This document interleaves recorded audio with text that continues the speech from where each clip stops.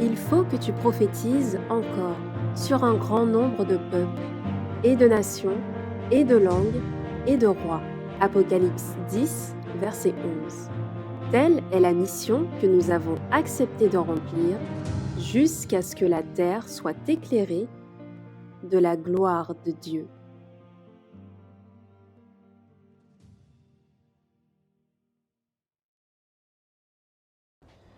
À nouveau, bonjour à toutes et à tous, ou bonsoir, ça dépend comment on le voit.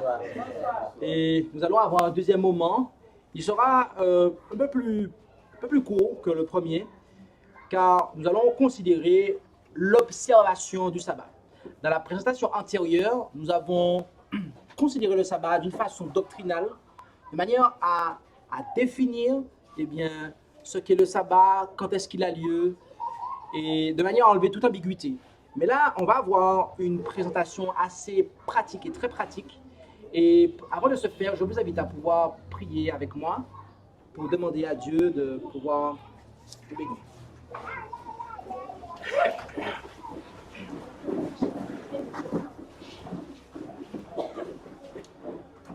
Notre Dieu, notre Père Céleste, merci pour ce moment que tu nous permets d'avoir. Et une fois de plus, nous allons nous mettre à l'étude et que tu puisses bénir ce moment. Que tu puisses nous communiquer ton Saint-Esprit afin que nous soyons conduits dans la vérité. Et nous t'en prions au nom de Jésus. Amen.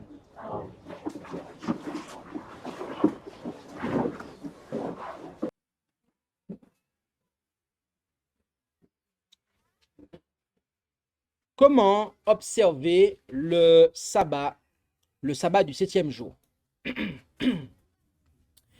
La première chose que nous allons voir, c'est le principe qui est contenu en Matthieu 12, versets 10 à 13. Matthieu 12, versets 10 à 13, où il est dit, et il y trouva un homme qui avait une main sèche, et ils lui demandèrent, pour avoir lieu de l'accuser, est-il permis de guérir dans les jours de sabbat? Et il leur dit, qui sera celui d'entre vous qui, ayant une brebis, si elle tombe le jour du sabbat dans une fosse, ne la prenne et ne la retire? Or, combien un homme vaut-il mieux qu'une brebis? Il est donc permis de faire du bien dans les jours de sabbat. Alors, il dit à cet homme, étends ta main, et il l'étendit, et elle devint saine comme l'autre. Amen. Ici, nous voyons que notre Seigneur Jésus-Christ, il a fait du bien, et il nous a dit qu'il est permis de faire du bien le jour du sabbat, en ce que, nous pouvons prendre soin des âmes, des hommes. Durant le jour du sabbat, nous sommes aussi invités à faire ce qui est dit en Lévitique 23, verset 3. Lévitique 23, verset 3. On travaillera 6 jours, mais le 7e jour est le sabbat, le jour du repos. Il y aura une sainte convocation. Vous ne ferez aucune œuvre. C'est le sabbat de l'Éternel dans toutes vos demeures. Une sainte convocation doit être établie, doit avoir lieu durant le jour du sabbat. C'est-à-dire qu'on doit s'assembler en fait, d'une façon sainte pour adorer Dieu. L'observation du sabbat est-elle un état d'esprit? C'est ce que nous allons voir. Nous allons voir effectivement que l'observation du sabbat est avant tout un état d'esprit. En Hébreux 8, verset 10, concernant sa loi, le Seigneur déclare, « Or voici l'alliance que je traiterai avec la maison d'Israël après ces jours-là, dit le Seigneur. Je mettrai mes lois dans leur esprit et je les écrirai dans leur cœur. Je serai leur Dieu et ils seront mon peuple. » En 2 Corinthiens 3, verset 3, nous lisons, « Car il est évident que vous êtes une lettre de Christ due à notre ministère, écrite non avec de l'encre, mais avec l'esprit du Dieu vivant, non sur les tables de pierre, mais sur les tables de chair, celles du cœur. » En tant qu'enfants de Dieu, nous ne sommes pas appelés à penser comme le monde. En effet, en Romains 12, verset 2, nous lisons ce qui suit. Romains 12, verset 2, nous lisons ce qui suit. « Et ne vous conformez point au présent siècle, mais soyez transformés par le renouvellement de votre esprit, afin que vous éprouviez que la volonté de Dieu est bonne, agréable et parfaite. Il y en a qui comprennent la vérité du sabbat, mais qui sont amenés à l'observer de manière formaliste, mais sans l'état d'esprit qu'il convient. On a vu qu'il ne peut pas en être ainsi. Nous avons besoin d'être renouvelés, de façon à être en mesure de pouvoir observer convenablement le sabbat.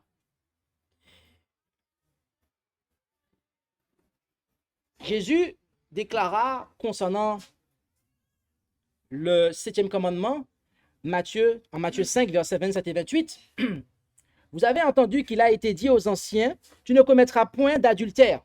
Mais moi, je vous dis que quiconque regarde une femme pour la convoiter a déjà commis un adultère avec elle dans son cœur. Le péché d'adultère, à quel moment devient-il péché? À quel moment commence-t-il? Tout le monde est d'accord avec ça? Les responsables ont dit que c'est quand ça commence dans la tête. Est-ce que vous êtes d'accord avec ça? Oui? On regarde une personne, on commence à cogiter, à réfléchir là-dessus. Et puis, dans la pensée, il a déjà péché. Ok. Donc, on est d'accord que ce n'est pas lorsque j'arrive dans le lit avec la sœur de mon frère que j'ai péché, en fait. C'est pas à ce moment-là que je pêche.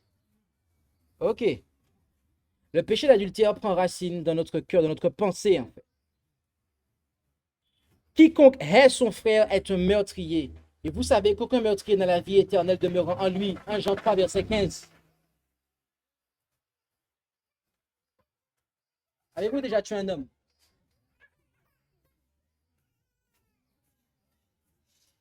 Avez-vous déjà fait de la prison pour meurtre ici? Est-ce que les autorités congolaises vous ont déjà arrêté pour vous mettre derrière les barreaux pour meurtre? Je ne pense pas. Beaucoup d'entre vous, non, en fait. Mais Dieu nous dit que si on a de la haine pour quelqu'un, on est des meurtriers. Donc, on voit bien que l'observation de la loi, c'est avant tout un état d'esprit, en fait. Il y en a qui considèrent la loi de Dieu comme quelque chose de formel. Lorsqu'on accomplit, on fait ou on ne fait pas, là, c'est bon. Mais les pensées du cœur sont totalement, en fait, ignorées. Quel est donc et quel doit donc être l'état d'esprit de ceux qui observent le sabbat? On a vu par rapport au 7e commandement, il ne faut pas avoir des pensées adultères. On a vu par rapport au commandement qui dit tu ne tueras point, eh bien que je ne dois pas avoir de la haine dans mon cœur pour quelqu'un. Mais qu'en est-il par rapport au sabbat? Quel doit être mon état d'esprit? Ésaïe 58, verset 13. Si tu retiens ton pied au jour du sabbat pour ne pas faire ta volonté en mon saint jour, si tu appelles le sabbat tes délices et honorable, ce qui est consacré à l'Éternel, si tu l'honores plutôt que de suivre tes voies, de faire ta volonté et de dire des paroles vaines. Voilà l'état d'esprit des véritables observateurs du sabbat. Ils considèrent le sabbat comme quelque chose de délicieux. Je ne sais pas, qu'est-ce que vous aimez? Hier, j'ai posé la question. Si je vous propose un sandwich et du foufou, qu'est-ce que vous choisissez? Tout le monde a du foufou.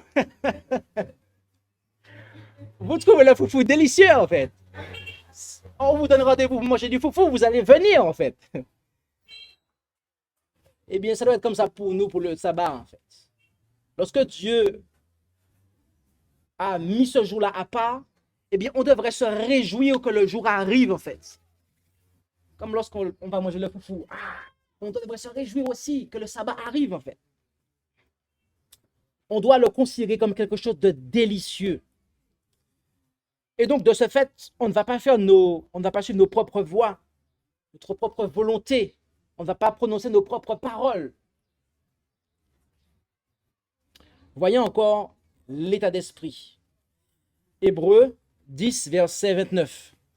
De quel plus grand supplice pensez-vous que sera jugé digne celui qui foulera aux pieds le Fils de Dieu, et qui tiendra pour profane le sang de l'alliance, par lequel il avait été sanctifié, et qui outragera l'esprit de la grâce. Ici, notez que dans le passage de tout à l'heure, on nous dit de retenir notre pied au jour du sabbat. Et là, dans ce passage, on nous dit que on foule aux pieds le Fils de Dieu. Ah, avez-vous pensé à ça? Lorsqu'on ne retient pas son pied le jour du sabbat, en fait, lorsqu'on ne s'abstient pas de faire sa volonté en ce saint jour, de dire ses propres paroles, qu'est-ce qu'on fait en réalité?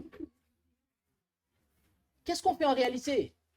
On est en train de fouler au pied le Fils de Dieu. On est en train d'outrager l'esprit de la grâce, en fait. Il y a un point que je n'ai pas clarifié dans une présentation, mais il n'est jamais trop tard pour bien faire. Être sous la grâce, qu'est-ce que ça signifie? Vous savez, en France, le président de la République française, et c'est peut-être le cas en RDC, il peut gracier un criminel. Et il y avait une femme, il y a quelques années de ça, il n'y a même pas 10 ans de ça, s'appelle Jacqueline Sauvage. Bon, pour le coup, son nom est assez sauvage. Et Jacqueline Sauvage, elle a été victime de violences conjugales. Son mari l'a frappé, il l'a frappé, il l'a frappé, il l'a frappé. Et un jour, elle a tué son mari, en fait. Et donc, elle a été mise en prison. Elle a été mise en prison et les gens en France ont vraiment milité pour qu'elle soit l'objet de la grâce présidentielle. Vous voyez? Et le président de l'époque, donc François Hollande, il a gracié Jacqueline Sauvage. Et donc, du coup, eh bien, elle est sortie de prison. Elle est sortie de prison et elle mène une vie tranquille. Mais si Jacqueline Sauvage, une fois sortie de prison, elle tue quelqu'un d'autre encore, qu'est-ce qui va se passer? Est-ce que la grâce que le président lui a fait va l'empêcher de retourner en prison? Non. Non. Non. Non. La grâce présidentielle, eh bien, elle en bénéficie par rapport au péché qu'elle a commis, par rapport à la violation de la loi à l'infraction, ok, au meurtre qu'elle a commis. D'accord? Mais cette grâce ne s'applique pas pour des transgressions de la loi à venir. Ok? Et donc, si cette femme, à nouveau, elle tue quelqu'un, eh bien, elle ira en prison. Et elle ne pourra pas dire, ah, mais j'ai reçu la grâce présidentielle, vous ne pouvez pas me mettre en prison, je ne suis plus sous la condamnation. Je ne suis plus sous la condamnation, en fait. Il n'y a plus de condamnation pour moi. Oui, mais effectivement, vous avez tué votre mari une première fois, votre premier mari. On vous a mis en prison. Le président vous a gracié. Mais qu'est-ce qui s'est passé? Vous avez à nouveau tué votre deuxième mari, en fait. Donc, à ce moment-là, vous n'avez pas d'égard pour la grâce présidentielle. Vous n'avez pas respecté la grâce. Vous n'avez pas apprécié la grâce. Vous n'avez pas vécu sous la grâce. C'est la même chose pour nous, bien-aimés. Être sous la grâce. Cela ne nous dispense pas d'obéir et de suivre la loi de Dieu. Parce que la grâce, justement, de Dieu, eh bien, c'est pour que nous est appliquée pour que nous ne subissions pas, en fait, la peine de notre péché. Le salaire du péché, c'est quoi? C'est la mort. La loi, elle dit qui est-ce qui est juste, qui est-ce qui ne l'est pas. Lorsque je transgresse la loi me déclare coupable. Et elle ne peut faire que ça, parce que c'est une bonne loi, en fait. Si elle ne me déclarait pas coupable, elle serait une mauvaise loi.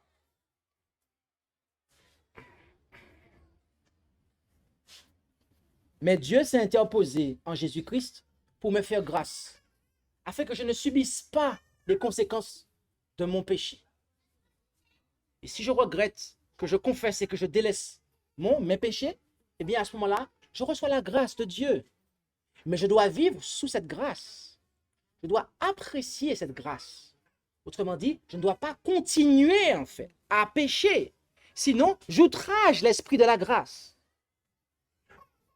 Et donc, c'est la même chose pour le sabbat. Si je foule au pied le sabbat, si je fais ma propre volonté, je dis mes propres paroles, à ce moment-là, eh bien, je ne vis pas sous la grâce, en fait.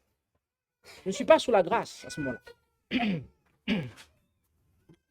Voyons l'état d'esprit de ceux qui n'observent pas le sabbat. Amos 8, verset 5. Amos 8, verset 5. Il est dit ici, qui dit, quand la nouvelle lune sera-t-elle passée pour que nous vendions le blé et le sabbat pour que nous ouvrions les greniers en diminuant les l'épha, en augmentant le cycle et en faussant la balance pour tromper. Ici, on a eh bien, des paroles qui nous sont rapportées de méchants Israélites qui eh bien, se frottaient les mains et aspiraient à la fin du sabbat de façon à pouvoir commettre leurs iniquités. Ils aspiraient à ce que le sabbat puisse se terminer de façon à pouvoir faire leurs propres œuvres, en fait. Bien-aimés, si nous vivons le sabbat du 7e jour comme ça, en fait, nous ne sommes pas dans le bon état d'esprit. Nous ne sommes pas dans le bon état d'esprit. Question. Qui doit se reposer le jour du sabbat? L'Écriture nous dit en Exode 20, versets 8 à 11, le 7e jour est le jour du repos. Là, c'est le verset 10 que je lis. Il est le jour du repos de l'Éternel ton Dieu. Tu ne feras aucune œuvre en ce jour-là, ni toi. Oui, toi qui écoutes en ce matin. Toi qui es un responsable de famille. Ni ton fils, ni ta fille, ou ta famille en fait. Les membres de notre famille, de notre foyer, ils ne doivent faire aucune œuvre en ce jour-là. Ni ton serviteur, ni ta servante. As-tu des employés? Ils ne doivent pas travailler le jour du sabbat. Vous savez, les Juifs, ils ne travaillent pas le jour du sabbat pour la plupart d'entre eux, en fait. Mais ils ont des entreprises. Et ils font les employés travailler pour eux, en fait. Non. L'entreprise doit être fermée et mes employés ne doivent pas travailler. Même le bétail. Même le bétail. Avez-vous des moutons, des bœufs, des cabris pour labourer le champ? Vous ne devez pas les faire travailler dans les champs le jour du sabbat. Vous ne devez même pas les prêter à quelqu'un pour qu'il les fasse travailler le jour du sabbat dans son champ à lui. Non. Votre bétail doit se reposer. L'étranger qui est dans tes portes, c'est ni ton fils ni ta fille, c'est ni un serviteur, ni un bétail, mais c'est quelqu'un qui est dans tes portes, qui est là peut-être de passage. Lui aussi, il ne faut pas, eh bien, le faire transgresser le sabbat, mais au contraire, il doit, eh bien, se joindre à nous. Que faire le jour du sabbat? On a vu tout à l'heure, si tu retiens ton pied au jour du sabbat, pour ne pas faire ta volonté en mon saint jour, si tu appelles le sabbat tes délices et honorable ce qui est consacré à l'Éternel, si tu l'honores plutôt que de suivre tes voies, de faire ta volonté et de dire des vaines paroles. Le jour du sabbat, eh bien, nous voyons que nous devons nous réjouir de cela. On a vu tout à l'heure la sainte convocation, ok, faire du bien et nous abstenir de nos voies. Si on s'abstient de faire nos affaires, c'est qu'on va faire celle de Dieu, en fait. Ok? Peut-on commercer le jour du sabbat?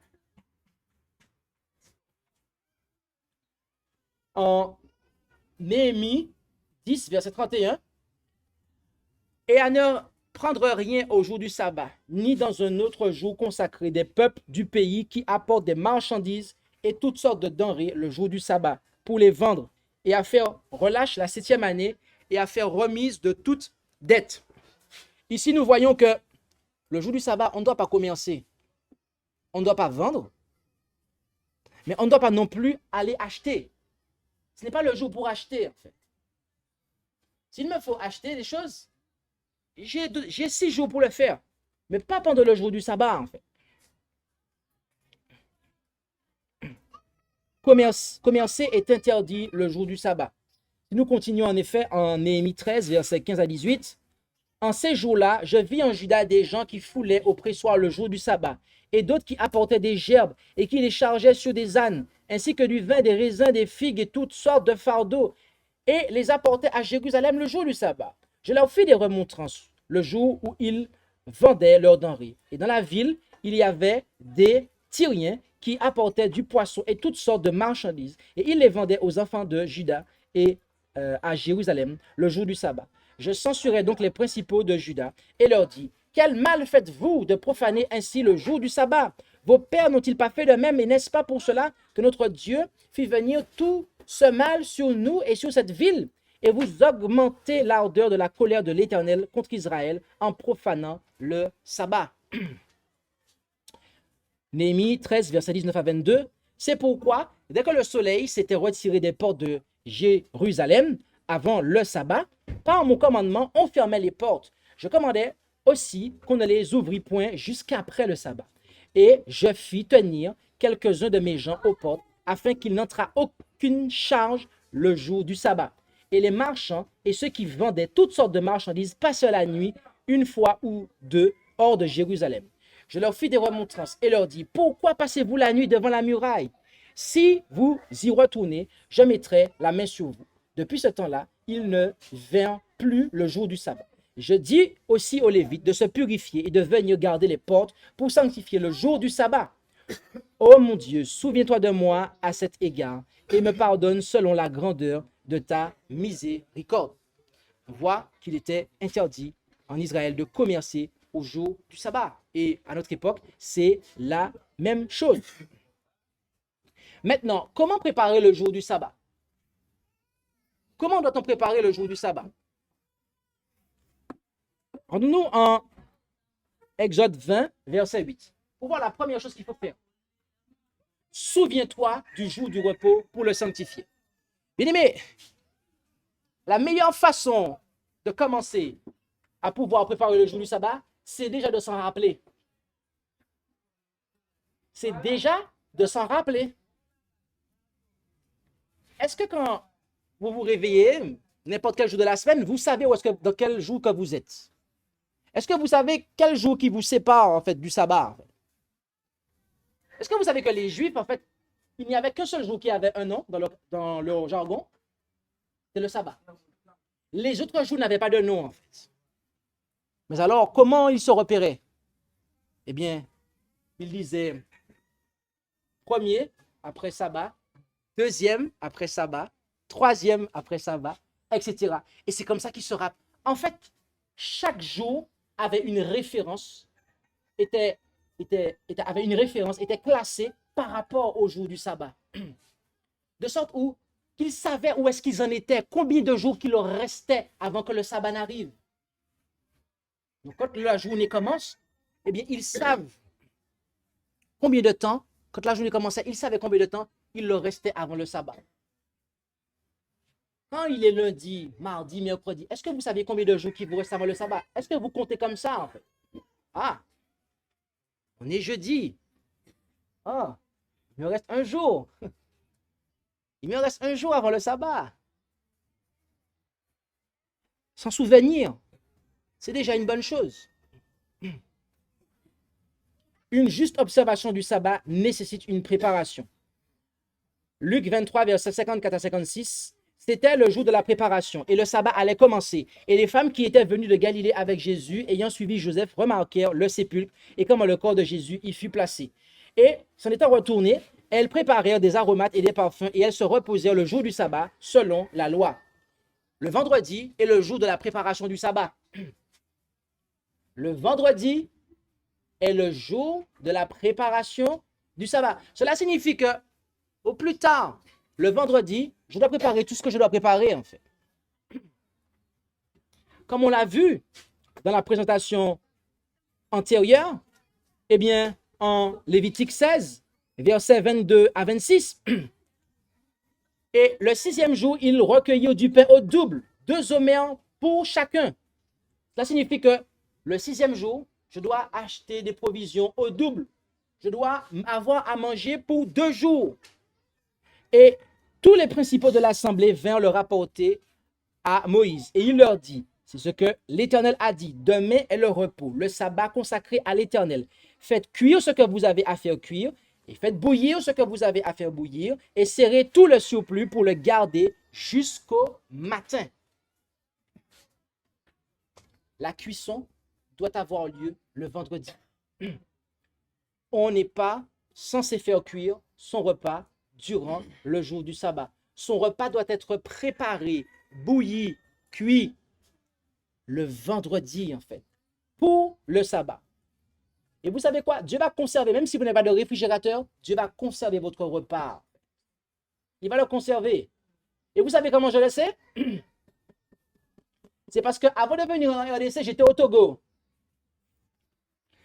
Et au Togo, voyez-vous, on préparait, et je m'assurais que les frères et sœurs préparaient le repas le vendredi, en fait. Et il n'y avait pas de frigo au Togo. Et moi, j'ai mangé le repas le sabbat, en fait. Et il était bon, en fait. Dieu avait conservé. Donc, Dieu peut faire pareil, en fait. Comment comprendre cette interdiction, celle de Exode 35, verset 3? Vous n'allumerez point de feu dans aucune de vos demeures le jour du sabbat. Faut-il comprendre cela de manière absolue? Jacques 2, versets 15 et 16 nous dit, « Et si un frère ou une sœur sont nus et qu'ils manquent de la nourriture de chaque jour, et que quelques-uns de vous leur disent, allez en paix, chauffez-vous et vous rassasiez, et que vous ne leur donniez point ce qui est nécessaire pour le corps, à quoi cela sert-il? » Ici, on voit qu'apporter de la chaleur au corps équivaut à faire du bien. Or, Jésus a dit qu'il est autorisé de faire du bien le jour du sabbat. Bien aimé, en RDC, c'est peut-être pas le cas, mais là où je vis, lorsque vous arrivez en septembre, octobre, il commence à faire froid. Il y a des gens, ils se chauffent comment? Au bois. Ils se chauffent au bois, en fait. Allons-nous interdire à ces gens-là d'allumer un feu pour se chauffer le bois durant l'hiver? Non. Non. Et pourquoi? Parce que Dieu lui-même l'a fait. En effet, Exode 13, versets 21 et 22. Et l'Éternel allait devant eux le jour dans une colonne de feu pour les conduire par le chemin, et la nuit dans une colonne de feu pour les éclairer, afin qu'ils marchassent jour et nuit. La colonne de nuée ne se retirait point de devant le peuple pendant le jour, ni la colonne de feu pendant la nuit. Notez qu'elle ne se retirait point. Ça veut dire que même le vendredi soir, la colonne était une colonne de feu qui chauffait les enfants d'Israël, en fait. Le jour du sabbat, le soir du jour du sabbat, le Seigneur pourvoyait à de la chaleur pour son peuple. Parce que dans le désert, il faisait froid.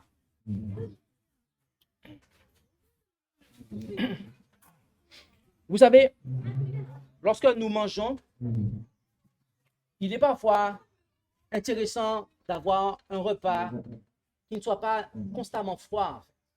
Il y a des gens qui ont une santé qui va être fragile. Et prendre un repas froid va leur poser des problèmes d'estomac. Pourquoi? Parce que voyez-vous, notre corps, il fonctionne de la façon suivante.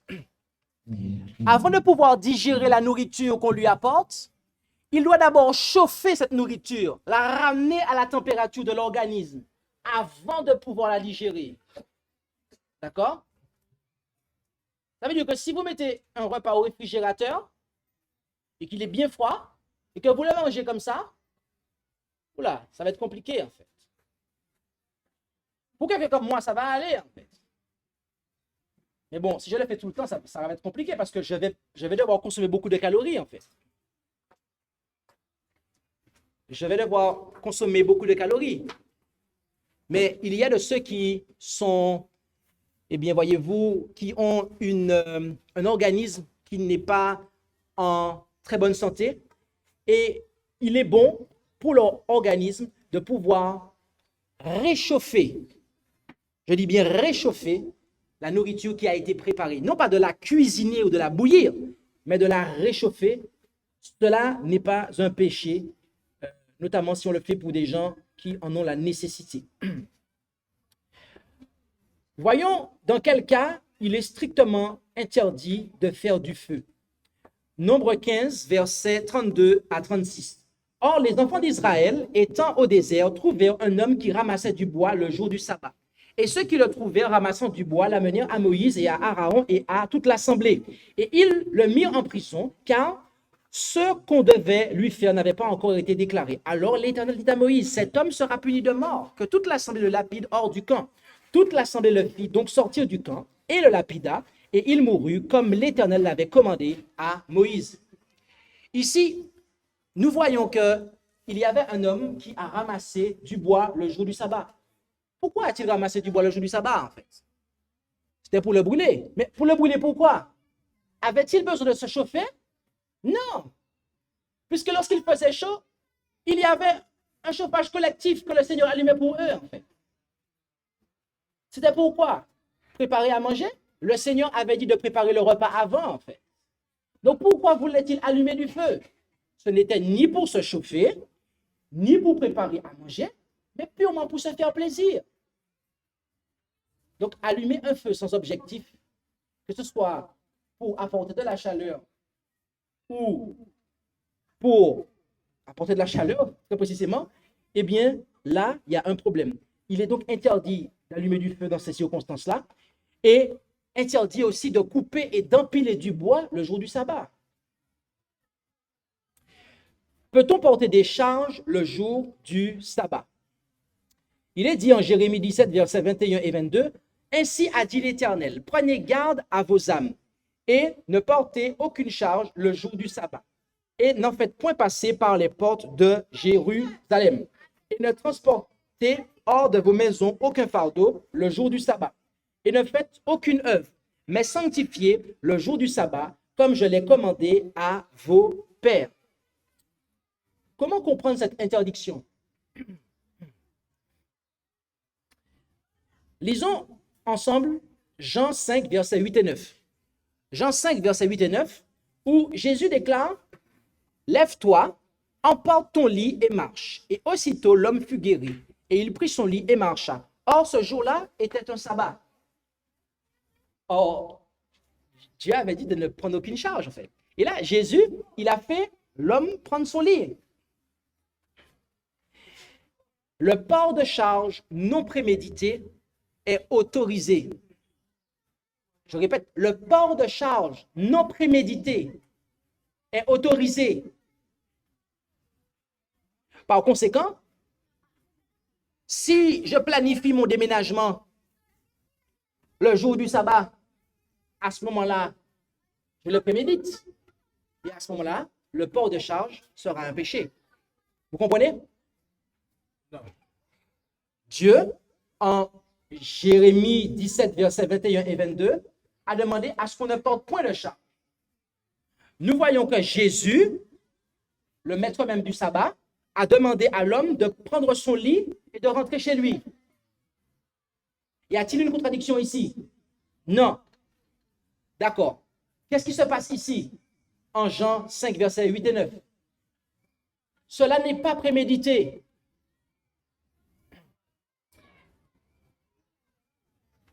Il y a quelque chose qui va tomber là, admettons, l'eau-parleur il tombe. Je le prends, je le ramasse. Admettons qu'on est le jour du sabbat, il tombe, je le prends, je le ramasse. Parce que si je le laisse là, il va boucher le passage et les gens vont trébucher dessus en fait. Je n'avais pas prévu hier de le laisser là et que le lendemain, j'allais le bouger en fait. D'accord? C'est juste que sur le coup, il est là devant moi, à terre. Donc, je le prends, je le mets là. D'accord? Ça, ce n'est pas prémédité. Maintenant, la préméditation de port de charge, c'est quoi? Ah, je veux déménager.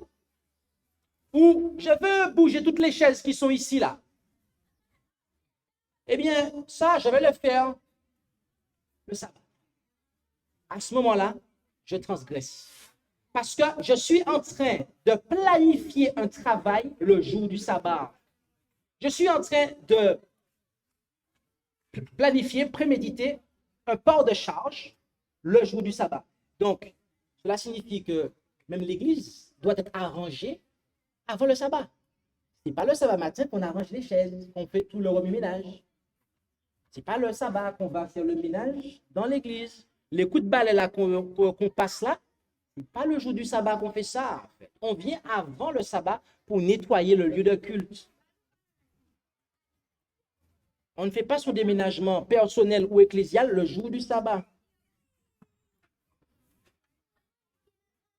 Quelle place pour la fraternité et le culte le jour du sabbat? Hébreux 10, versets 24 et 25 nous dit et prenons garde les uns aux autres pour nous exciter à la charité et aux bonnes œuvres. N'abandonnons point notre assemblée comme quelques-uns ont coutume de le faire, mais exhortons-nous les uns les autres, et cela d'autant plus que nous voyons approcher le jour. Nous sommes invités, bien-aimés, à nous rassembler. Et notamment, alors que nous voyons approcher le jour. Le jour ici, c'est le jour du Seigneur, le grand jour du Seigneur, très précisément, en fait. Mais nous avons le jour du Seigneur. Le jour où le Seigneur nous donne rendez-vous. Donc, nous devons nous assembler, en fait. C'est le meilleur jour pour cela, en fait. Et ce jour-là, on va se rassembler autour de la parole de Dieu, comme il est dit en Actes 13, versets 14 à 16, 42 et 44. Pour eux, étant partis de Perge, ils vinrent à Antioche de Pisidie, et étant entrés dans la synagogue le jour du sabbat, ils s'assirent. Après la lecture de la loi et des prophètes, les principaux de la synagogue leur envoyèrent dire: Hommes, frères, si vous avez quelques exhortations à faire au peuple, faites-la. Alors Paul s'étant levé et ayant fait signe de la main, dit: Hommes israélites, et vous qui craignez Dieu, écoutez. Verset 42. Comme ils sortaient de la synagogue des Juifs, les gentils les prièrent de leur annoncer les mêmes choses le sabbat suivant. Verset 44. Le sabbat suivant, presque toute la ville s'assembla pour entendre la parole de Dieu. Donc, nous nous assemblons au jour du sabbat autour de la parole de Dieu. Telle était l'habitude de Paul. En effet, Acte 17, versets 2 et 3, et Paul, selon sa coutume, en travers eux, pendant les 3 jours de sabbat, les entretint des Écritures. Quelle doit être notre attitude dans le lieu de culte au jour du sabbat?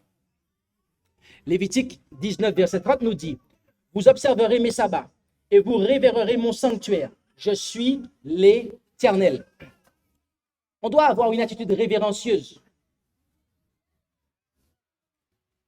Habakkuk 2, 20 nous dit, Habakkuk 2, verset 20, mais l'Éternel est dans le temple de sa sainteté, que toute la terre se taise en sa présence. Amen. Quand le prédicateur, au jour, notamment du sabbat,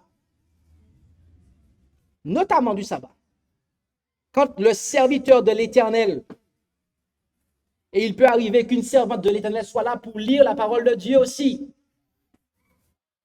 Lorsque la parole de Dieu est proclamée et que ainsi Dieu parle à son peuple au travers de son serviteur ou de sa servante et que son Saint-Esprit agit dans les cœurs,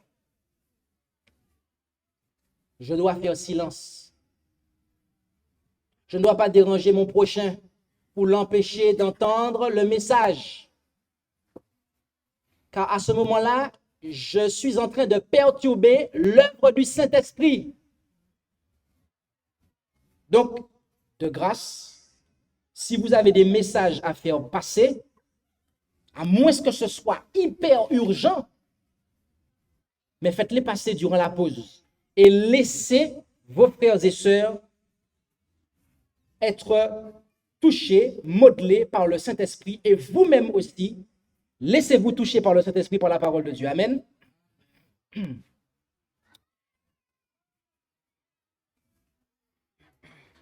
Psaume 95, versets 1 à 7. Il est dit: Venez, chantons à l'Éternel, jetons des cris de joie au rocher de notre salut. Présentons-nous à lui avec des louanges, offrons-lui nos joyeux cantiques. Car l'Éternel est un Dieu grand. Il est grand, roi au-dessus de tous les dieux. C'est en sa main que sont les abîmes de la terre. À lui sont les sommets des montagnes. À lui appartient la terre, car il l'a faite et ses mains ont formé la terre. Venez, prosternons-nous, inclinons-nous, fléchissons le genou devant l'Éternel qui nous a fait. Car il est notre Dieu. Nous sommes le peuple qui fait paître et les brebis qu'il conduit. Notre attitude doit être la suivante. Nous devons venir avec des chants, de la joie, de la louange, des cantiques joyeux. On doit se prosterner, s'incliner, fléchir le genou.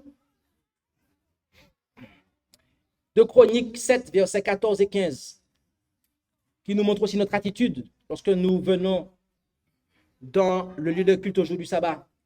Et que mon peuple sur lequel mon nom est invoqué s'humilie, prie, cherche ma face, et qu'il se détourne de ses mauvaises voies. Alors je l'exaucerai des cieux, je pardonnerai ses péchés, je guérirai son pays. Mes yeux seront désormais ouverts et mes oreilles seront attentives à la prière faite en ce lieu.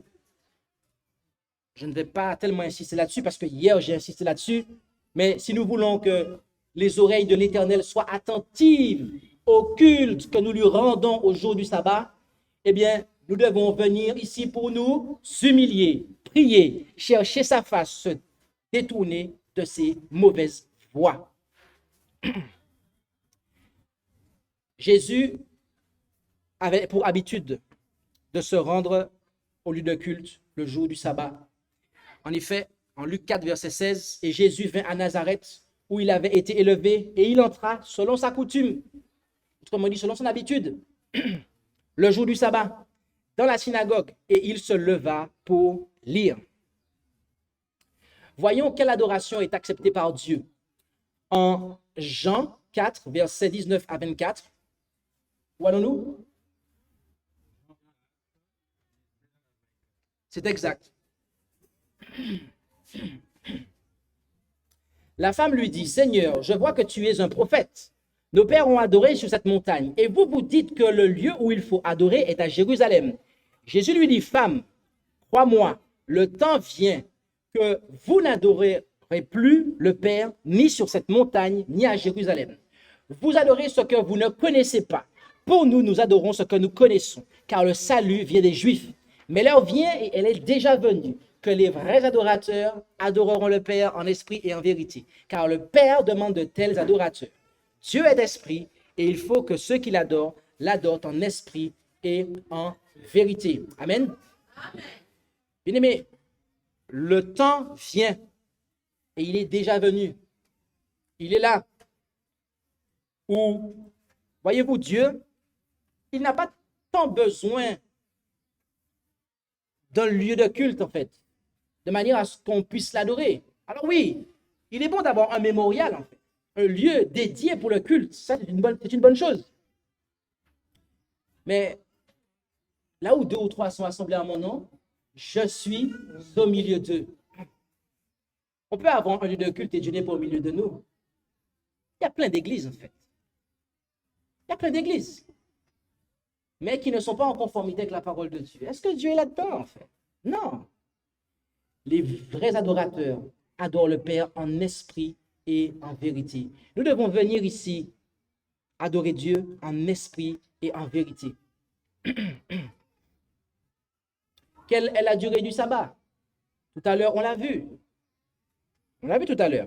Lévitique 23, verset 32. Ce sera pour vous un sabbat, un jour de repos, et vous humilierez vos âmes. Le 9e jour du mois, au soir, d'un soir à l'autre soir, vous célébrerez votre sabbat. On voit la limite de jour. Et donc la limite du sabbat. Marc 1, verset 32. Sur le soir, quand le soleil fut couché, ils lui amenèrent tous les malades et les démoniaques. Les limites du sabbat sont d'un coucher du soleil à l'autre. Genèse 1, verset 5. Et Dieu nomma la lumière jour, et il nomma les ténèbres nuit. Il y eut un soir, il y eut un matin. Ce fut le premier jour. Par conséquent, le sabbat commence quand? Vendredi soir. Le vendredi soir. C'est-à-dire à 18h? Fixé. Ah, amen. OK.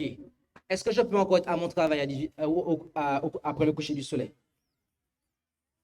Si vraiment j'observe, je vais observer le sabbat de l'Éternel, est-ce que je peux encore être à mon travail une fois que le coucher du soleil est là, en fait? Négatif. Négatif. Jusqu'au prochain coucher du soleil, c'est-à-dire celui du samedi, c'est le sabbat. C'est le sabbat. On a vu tout à l'heure, le sabbat, ce n'est pas 12 heures. Ce n'est pas quand le soleil se lève le samedi matin et qu'il se couche le samedi. Non. Ou c'est pas de minuit à minuit, ou c'est pas de 18h à 18h. Non. C'est du coucher du soleil à un autre. Dieu nous donne un rendez-vous spécial. Et voyez-vous, là, il y a quelque chose à comprendre au niveau de la ponctualité.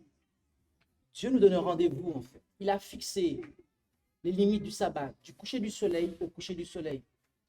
Si nous sommes à l'heure, à ce moment-là, vous allez voir que nous allons être à l'heure pour tout le reste de la semaine.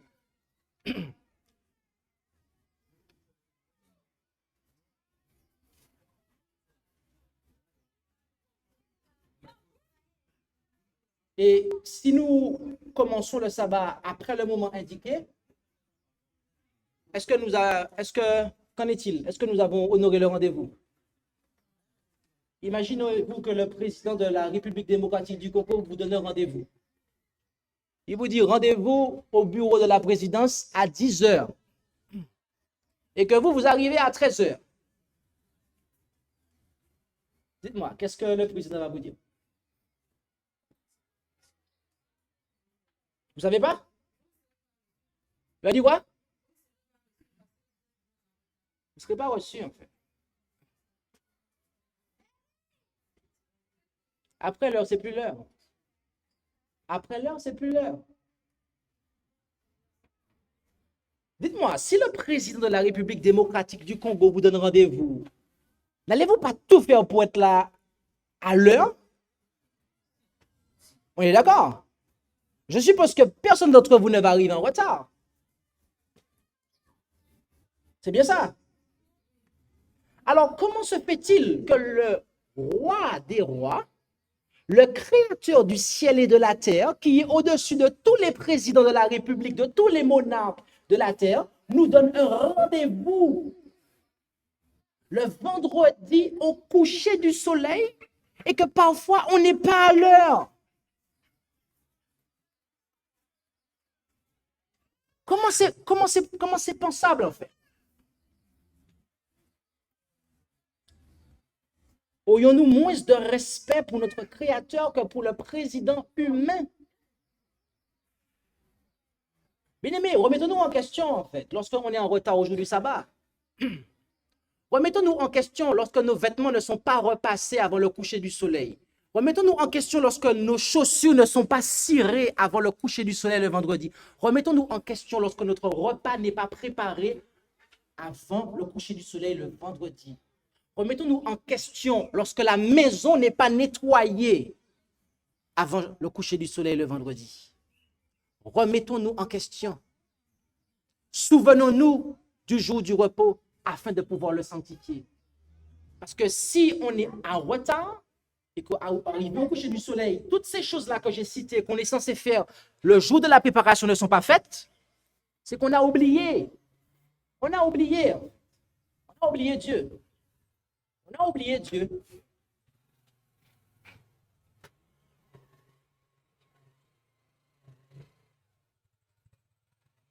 Ésaïe 58, verset 13. Encore une fois, si tu retiens ton pied au jour du sabbat pour ne pas faire ta volonté dans mon saint jour, si tu appelles le sabbat tes délices et honorable, ce qui est consacré à l'Éternel, si tu l'honores plutôt que de suivre tes voies, de faire ta volonté et de dire des paroles vaines. Dire des paroles vaines. Dire des paroles vaines. Après la prédication, au jour du sabbat, les frères vont se réunir ici. Les sœurs vont être là-bas. Puis les frères vont parler de mécanique. Mécanique. Ils vont parler de la Champions League. Puis les sœurs là-bas, elles vont être en train de parler de couture. On va parler de couture, d'aiguilles, de fils. On va parler de toutes sortes de choses. C'est quoi ça? C'est quoi ça? C'est des paroles vaines. Ce sont des paroles vaines. Quand je suis en train de parler de mécanique avec le frère à côté là, Dieu entend et il considère que je suis réellement en train de faire de la mécanique. Même si je n'ai pas les mains avec de la graisse et des clés, c'est exactement comme si je faisais de la mécanique. Quand je suis au fond là, en train de parler de couture avec la sœur ou de je ne sais n'importe quelle autre activité qui n'ont rien à voir à faire avec le sabbat en fait. Dieu considère que je suis en train de faire cette activité réellement comme si mes mains étaient impliquées dedans en fait. Quand je suis en train de penser à mon travail, alors que je suis ici en fait, en train d'adorer le Seigneur, Dieu considère que je suis effectivement à mon travail. Alors même que je suis ici physiquement, mais mon cerveau est à mon travail, Dieu considère que je travaille en fait. Et je transgresse à ce moment-là en fait. Lorsque vous pensez à autre chose que les choses de Dieu, lorsque vous parlez de choses autres que les choses de Dieu, à ce moment-là, on transgresse le jour du sabbat en fait. Nous ne sommes pas dans l'esprit du sabbat à ce moment-là. Une bénédiction repose sous les observateurs du sabbat. Alors tu trouveras des délices en l'Éternel. Je te ferai passer par-dessus les hauteurs du pays. Je te nourrirai de l'héritage de Jacob, ton Dieu, car la bouche de l'Éternel a parlé. Bien-aimés, je suis sûr que nous voulons être bénis par le Seigneur, n'est-ce pas? Il n'y a que toi? Qui est-ce qui veut être béni par le Seigneur ici? C'est tout? Amen. Alors, que devons-nous faire? Par quoi devons-nous commencer? Souviens-toi du jour du repos pour le sanctifier. Déjà, souviens-toi, rappelle-toi constamment, quand tu te lèves le matin, quel jour est-il? Combien de jours me reste-t-il avant que le sabbat n'arrive? Pour que je me prépare en fait. Conclusion. Il faut savoir que tous ceux qui veulent obéir à Dieu seront la proie de Satan. Ésaïe 59, verset 15. Et la vérité fait défaut, et quiconque se retire du mal est dépouillé. L'Éternel l'a vu, et cela lui a déplu, qu'il n'y ait point de justice. Je dois vous avouer que vous qui êtes ici et qui avez décidé d'observer le sabbat du 7e jour, eh bien que l'ennemi est derrière vous en fait. L'ennemi Satan vous déteste. Comme on dit, il ne sait pas voir votre tête. Vous l'enragez, vous l'énervez. Vous savez pourquoi? Parce que vous, honorez Dieu. Vous voulez honorer Dieu en son saint jour. Et de ce fait, il va tout faire pour vous décourager, tout faire pour vous entraîner à désobéir, pour ne pas que vous honoriez Dieu en fait. Mais qu'est-ce que vous devez faire? Vous devez prendre courage. Prenez courage, a dit Jésus. J'ai vaincu le monde.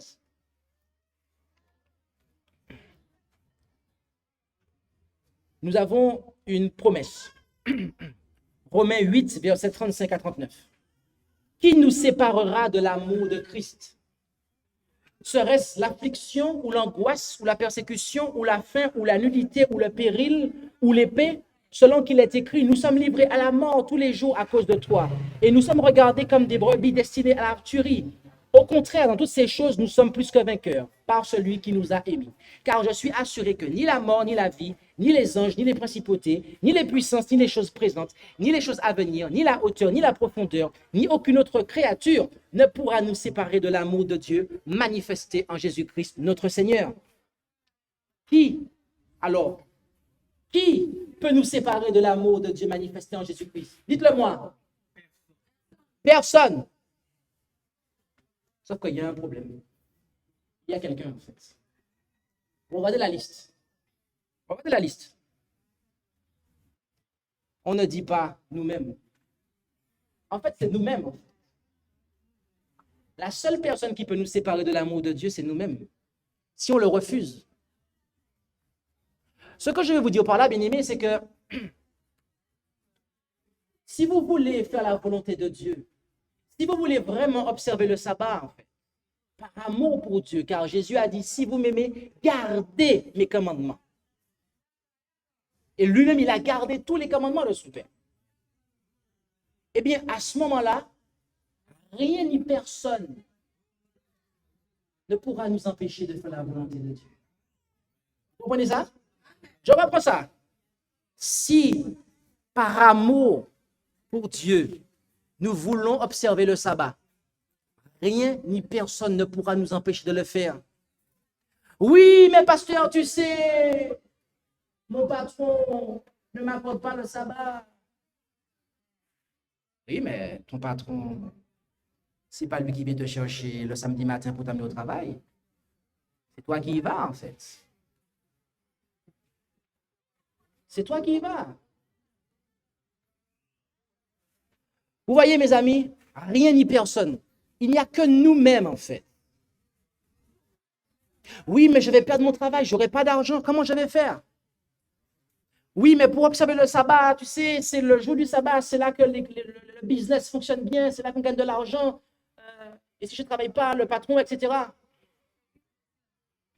Qu'est-ce qui s'est passé avec les enfants d'Israël? Qu'est-ce qui s'est passé avec les enfants d'Israël? Le Seigneur n'a-t-il pas fait des miracles pour les nourrir dans le désert? N'a-t-il pas dressé une table dans le désert pour eux?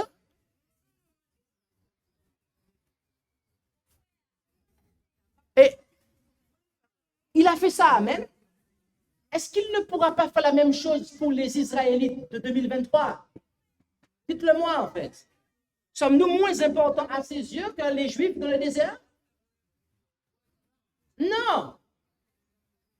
Non. Matthieu.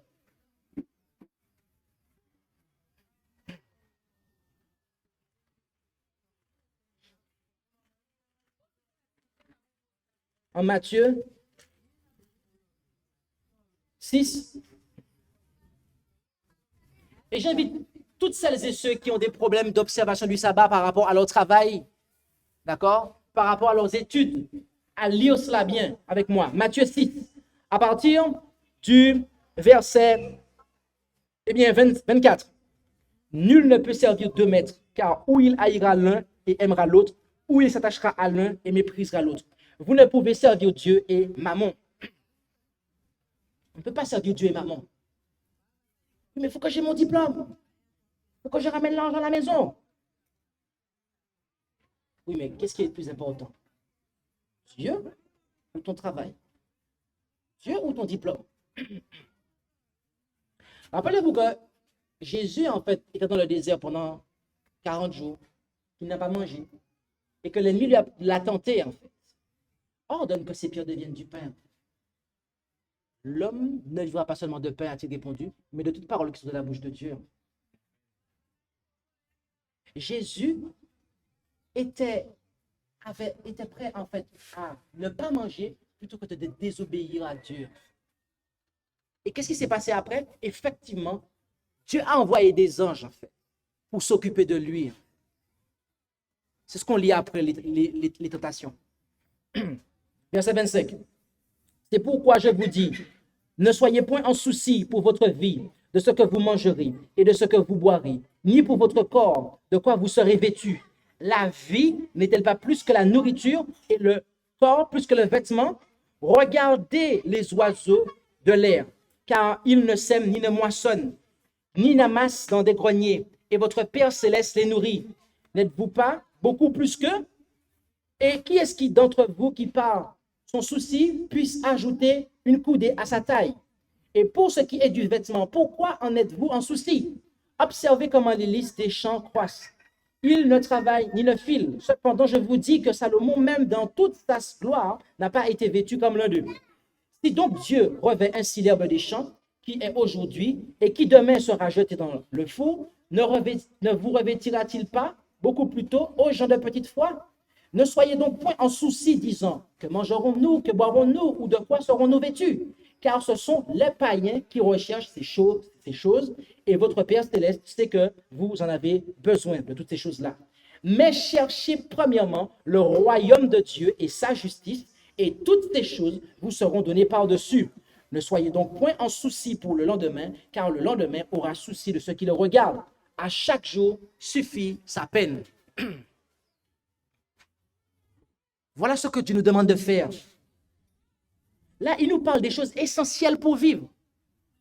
Un toit, à manger, des vêtements, c'est essentiel. Ce sont des besoins primaires, en fait.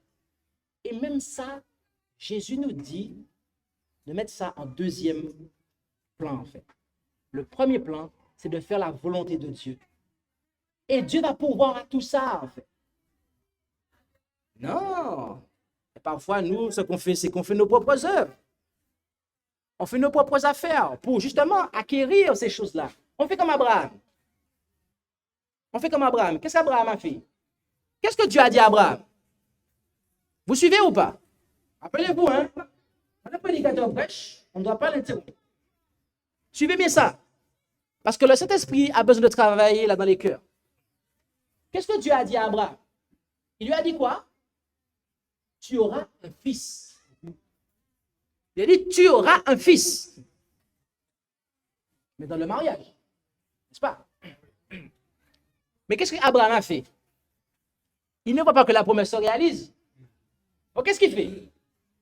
Sa femme, elle lui propose d'aller voir une autre femme. Et puis lui, bon, il accepte, hein, parce que bon, forcément, ça va. Donc, ils font leur propre plan, en fait. Mais au final de compte, ce n'est pas la volonté de Dieu. Et qu'est-ce que ça leur amène? Plein de problèmes. Ça leur amène plein de problèmes. Tandis que si Abraham avait fait confiance à Dieu, eh bien, il aurait eu son enfant sans les problèmes. Ne commettons pas cette même erreur qu'Abraham. Vouloir faire nos propres plans de manière à pouvoir, eh bien, obtenir ce dont on souhaite. Car au final, on va avoir plein de problèmes. Moi, je connais des gens qui transgressent le sabbat. Ils sont des observateurs du sabbat, en théorie. Mais qui n'observent pas le sabbat de manière constante, de manière permanente et fidèle.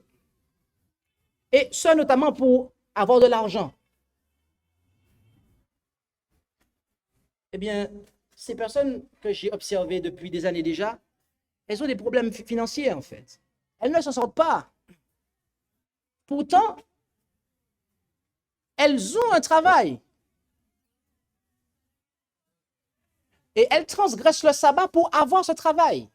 Et elles pensent que c'est cette transgression partielle du sabbat qui fait qu'elles ont, eh bien, de quoi manger, etc., en fait. Mais elles ne s'en sortent toujours pas.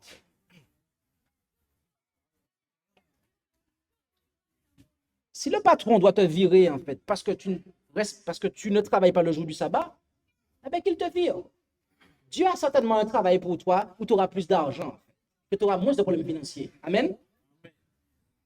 Dieu bénit ceux qui lui obéissent, bien-aimés. Dieu bénit toujours ceux qui lui obéissent. Voulons-nous faire du sabbat nos délices? Qui est-ce qui veut faire du sabbat ses délices? Et ainsi, eh bien, être dans la paix du Seigneur. Ainsi recevoir la bénédiction de Dieu. Prions ensemble.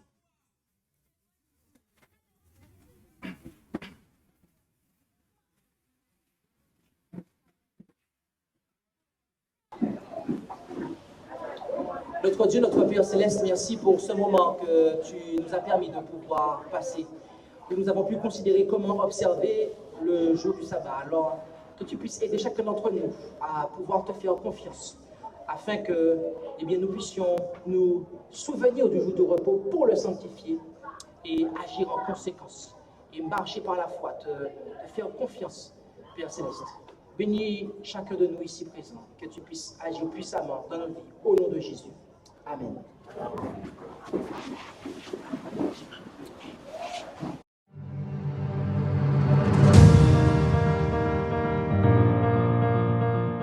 Merci d'avoir écouté cette présentation. Si vous souhaitez prendre part à la mission que Jésus-Christ confia à notre Église, contactez-nous via les coordonnées présentes sur la page à propos de notre chaîne YouTube.